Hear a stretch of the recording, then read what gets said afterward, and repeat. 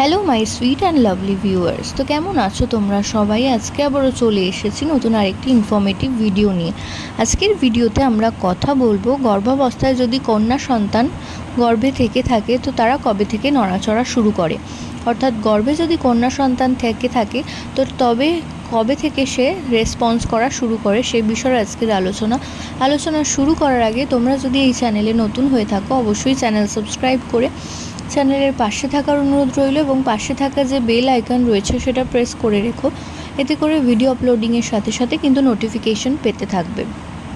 তো গর্ভাবস্থায় আমরা প্রত্যেকেই কম বেশি ভীষণভাবে এক্সাইটেড থাকি যে গর্ভের সন্তান কবে থেকে রিয়াকশন অর্থাৎ নড়াচড়া শুরু করবে এবং সেটা একটা মা অনুভব করতে পারবে। তো এক্ষেত্রে বলে রাখি, কন্যা সন্তানেরা অনেকটা দেরিতেই শুরু করে নড়াচড়া করতে।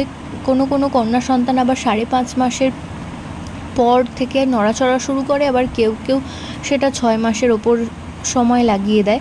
এবং গর্ভে যদি দেখেন যে নড়াচড়ার পরিমাণ 1 ঘন্টায় একবার কি দুবার, কিংবা আপনারা কাউন্ট করতে পারবেন কিভাবে তারা নড়ছে না নড়ছে।